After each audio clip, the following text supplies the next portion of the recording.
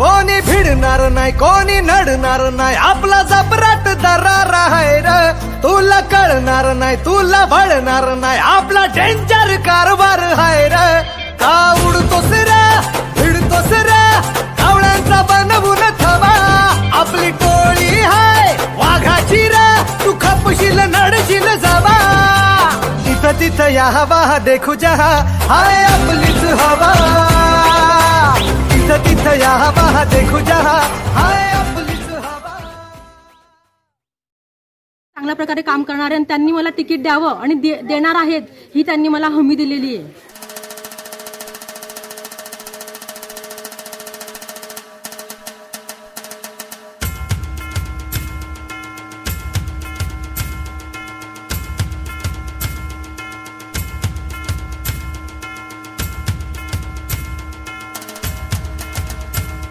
Sir, निवडणुकीत तिकिटाचा विषय जरी दूर असला तरी बरेचशाच नागरिकांचं किंवा ताईंचं सुद्धा म्हणणं आपण मध्ये चर्चा झाली की तिकीट हे फार महत्वाचं आणि तिकिटाची मागणी ताईने सुद्धा केलेली आहे, तर मिळेल का आणि कशी विभागणी होईल यापुढे?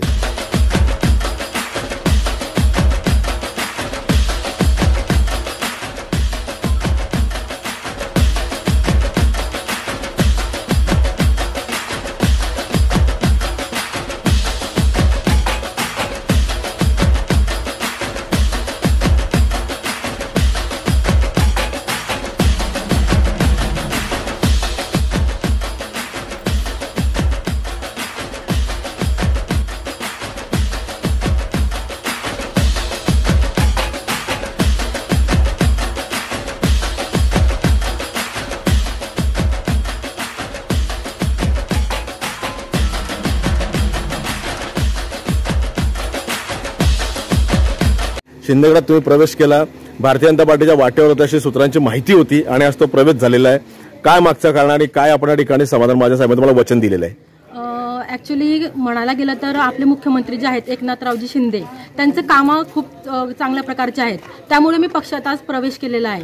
त्यानंतर आपले समाधान महाजन साहेब जे आहेत त्यांच्या नेतृत्वाखाली मला ही संधी लाभली आहे असं म्हणायला हरकत नाही आणि मी चांगल्या प्रकारे काम करणार आहे आणि त्यांनी मला तिकीट द्यावं आणि देणार आहेत ही त्यांनी मला हमी दिलेली आहे। बरं, भारतीय जनता पार्टीमध्ये एक सूर निघाला की भारतीय जनता पार्टीत तुम्हाला तिकीट नाही मिळत होतं म्हणून तुम्ही या ठिकाणी शिंदेगडात प्रवेश केला, हा आरोप खरा आहे का? हा आरोप खोटा आहे। कारण काय, मी भारतीय जनता पार्टीकडे अजूनपर्यंत तिकीट मागायला गेलेली नाही, मी माझ्या परीनेच सगळे प्रयत्न करत होती। आज जेव्हा मला समोरची संधी चालून आली तेव्हा मी या पक्षात प्रवेश केला आणि तिकिटाची विनंती करून तिकीट मिळवणार आहे। काय वाटतं किती जोमाने काम होईल आता? खूप जोरात, माझ्या परीने जेवढं होईल तेवढं मी करणार आणि मला तिकीट मिळणार हेही मला आशा आहे। कार्यसम्राट म्हणून ओळखला त्या प्रोग्राममध्ये आणि नुकतंच भारतीय जनता पार्टीकडनं या ठिकाणी सूर निघाला की तिकीट भेटलेलं नसल्यामुळे या ठिकाणी ताईंचा प्रवेश झालेला आहे। या महाराष्ट्र राज्याचे सन्माननीय मुख्यमंत्री माननीय नामदार एकनाथजी शिंदे साहेब,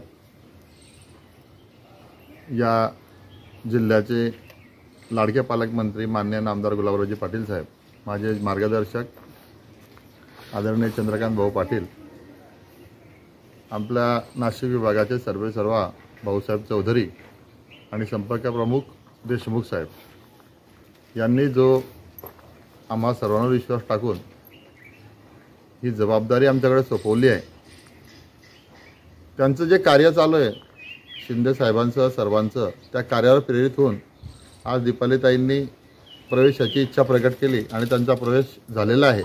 तर सर्वप्रथम मी जिल्हाप्रमुख या नात्यानं त्यांचं आणि त्यांच्यासह आलेल्या सर्व माता भगिनींचं आणि सर्व बंधूंचं शिवसेनेत स्वागत करतो। जय भवानी जय शिवाजी।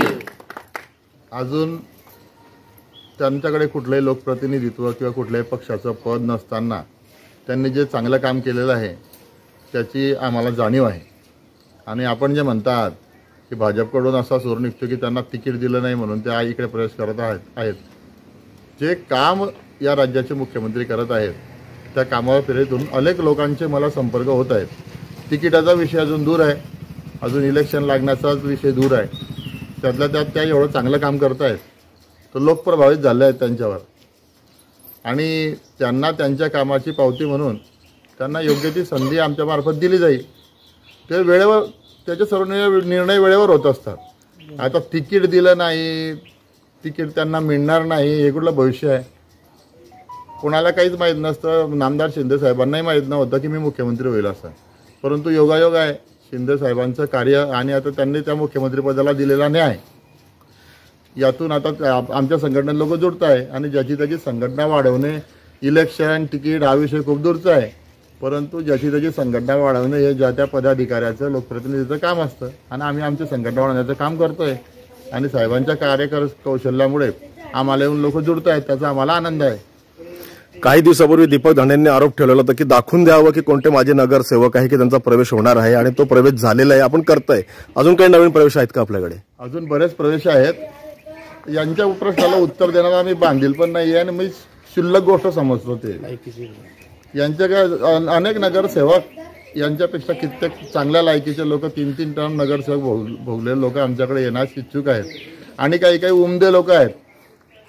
उमदे लोक जसे ताई आहेत, समजा ताईंचं काम आहे, अशा उमद्या लोकांना ज्यांच्याकडे अजून काम करण्याची उमेद आहे अशा लोकांना सोबत घेऊन आम्ही काम करत राहू. सर, निवडणुकीत तिकिटाचा विषय जरी दूर असला तरी बरेचशाच नागरिकांचं किंवा ताईंचं सुद्धा म्हणणं आहे, आपण मध्ये चर्चा झाली की तिकीट हे फार महत्वाचं आणि तिकिटाची मागणी ताईने सुद्धा केलेली आहे. तर मिळेल का आणि कशी विभागणी होईल यापुढे? हे बघा, शेवटी तिकिटाचा विषय त्या वेळेचा प्रसंग ठरवतो.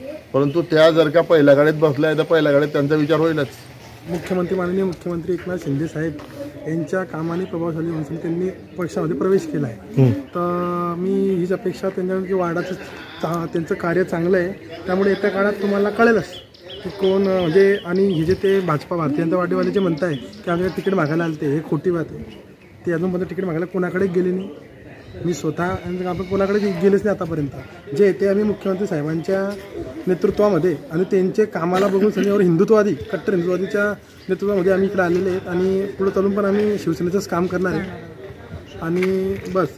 तर हिंदुत्ववादीचं काम करू आम्ही पुढे चालून भगव्या झेंड्याखालीच आम्हाला राहायचं आहे.